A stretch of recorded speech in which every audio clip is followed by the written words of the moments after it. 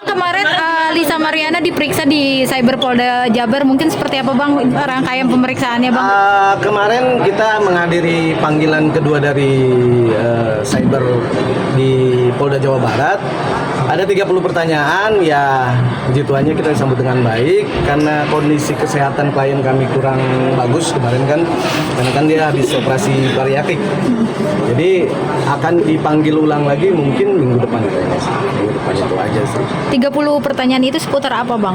Lebih ke mengarah permasalahan video tersebut gitu. Karena kan di sini perlu digarisbawahi bahwa kejadian tersebut pada saat klien kami itu masih umur belia. Jadi dia membuat video tersebut karena ada paksaan dan dalam keadaan tidak sadar. Jadi dalam keadaan tidak sadar, dan dia juga begitu selesai video tersebut, ya dia tidak mengerti kenapa itu ada. Mungkin dari 30 pertanyaan itu ada pembahasan yang soal dikomersilkan itu nggak sih Bang? Nah, itu yang kemarin kita mohon kepada penyidik di Cyber Polda Jabar harus mencari siapa yang pertama kali menyebarluaskan dan juga mendistribusikan masalah video porno tersebut. Karena dari pengakuan klien kami tidak mempunyai sama sekali dan tidak mengetahui bahwa video itu ada pada dia gitu. Jadi itu yang kami mohonkan kepada penyidik kemarin di Cyber Bandung untuk supaya mencari nih dalangnya siapa dan siapa otak pelaku untuk masalah perkara ini. Yang harus dicari itu aja sih. Bang, sampai sejauh ini sumbernya Bang, sampai hari-hari. Jadi kalau menurut keterangan klien kami itu dibuat oleh manajernya yang dulu. Jadi itulah yang kemarin kita informasikan kepada penyidik Polda Jabar untuk mencari gitu loh sosok tersebut gitu. Karena kalau bicara penyebaran video tersebut itu hanya bisa diakses oleh website di luar negeri dan website tersebut sudah diblokir dan hanya orang tertentu yang bisa mengakses dan berbayar. Nah, yang mengakses ini kepentingannya apa sehingga dia menyebarluaskan gitu. Jadi mungkin saya rasa masyarakat luas kan pasti susah untuk mendapatnya kalau bukan dari orang yang mendistribusikan atau yang sudah mendownload. Itu yang perlu jadi pertanyaan dari kita juga. Berarti Lisa tahu Bang itu video tadinya dijual di website luar negeri? Nggak tahu. Klien kami sama sekali pada saat kejadian video tersebut tidak dalam keadaan sadar, tidak pernah mengetahui bahwa itu didistribusikan di mana ataupun mendapatkan keuntungan sama sekali. Tapi dalam keadaan sadar atas mau sama mau atau seperti apa Bang? Kalau sama mau ya, karena dalam keadaan sadar ya mungkin kan bukan rahasia umum lagi. Kalau misalnya dalam keadaan pengaruh alkohol dan lain-lain kan ya mungkin yang namanya ketemu sesama jenis ya mungkin ada hasrat, itu aja. Lawan jenis bukan sesama jenis, lawan jenis. Sorry saya ralat. Saat video itu direkam, saya tahu nggak? Tidak tahu sama sekali. Jadi menurut keterangan klien kami tidak tahu dan dalam keadaan tidak sadar. Bang, tempat dan waktunya kapan Bang itu Bang? Kenapa? Peristiwa itu. Video terproduksi. Kalau nggak salah itu di 2019-2020, di mana klien kami masih umurnya belia. Jadi baru pertama kali dia itu dari keluar rumah karena untuk mengejar cita-citanya. Jadi apapun dia lakukan seperti itu. Bang, sumber utama udah diketahui Bang bahwa ya, HP itu benar dari mantan manajernya seperti itu yang diduga gitu. Itu masih dicari kan, makanya kita memohon kepada kemarin penyidik di Cyber Polda Jabar untuk lebih menyelidiki hal tersebut gitu, karena kami masih meyakinkan bahwa Polda Jabar akan lebih profesional untuk menangani masalah perkara ini. Bang, dari Kalisa sendiri sudah mengcross check nggak sih Bang ke mantan manajernya tersebut mengaku video tersebut bisa dibilang tuh tersebar luaskan Bang?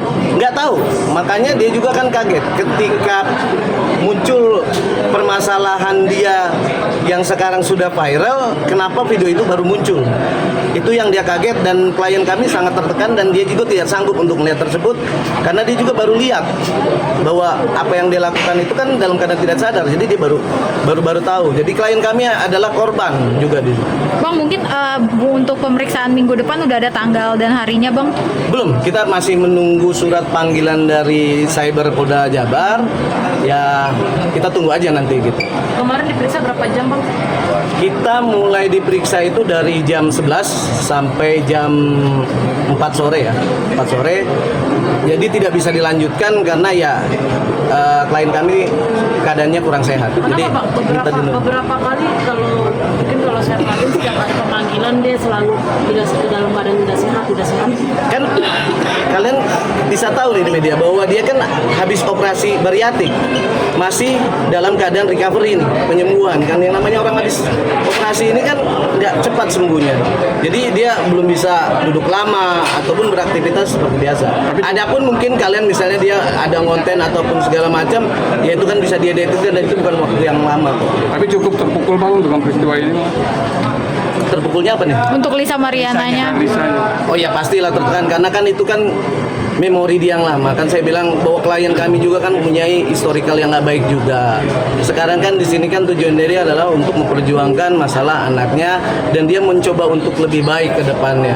Tapi dengan timbulnya ini kita juga nggak ngerti siapa otak pelaku di belakang ini dan tujuannya apa, kepentingannya seperti apa. Kalau dibilang ini adalah masyarakat yang luas, itu bisa di-download di website luar negeri yang website tersebut itu sudah ditutup gitu loh. Dan hanya bisa diakses dengan berbayar, harus pakai VPN. Nggak semuanya, saya rasa kalian-kalian juga pasti dapatnya cuman dari japrian yang lain-lain gitu loh. Kalau misalnya di-download sendiri, nah tujuannya dia apa mendownload sendiri gitu? Apakah dia aktivitasnya mendownload untuk film-film yang nggak bagus? Itu aja. Bang, tapi dengan munculnya video ini sendiri Bang, mungkin sedikit membantah pernyataan Lisa sendiri yang pernah bilang hanya dengan RK aja Bang itu. Masalah apa? Masalah video ini? Dengan munculnya video ini membantah pernyataan RK yang bilang hanya dengan RK saja dia pernah melakukan. Ya, kan seperti saya bilang bahwa klien kami ini kan punya historical yang nggak bagus juga. Kalau bicara dia berhubungan ya kita nggak tahu lah, itu internalnya dia pribadi gitu loh. Tapi kalau dia perbuatan dia antara dia dengan RK hanya dia dan Tuhan yang tahu karena mereka yang mengalami. Oke, udah cukup Oke, ya. Bang. Makasih Bang. Kalau dengan adanya bukti-bukti dan dia juga mengakui itu video dia, mendekati menjadi seorang menjadi tersangka nggak Pak? Klien kami kooperatif dan dia berbicara apa adanya. Makanya bahwa ya itu betul gitu loh.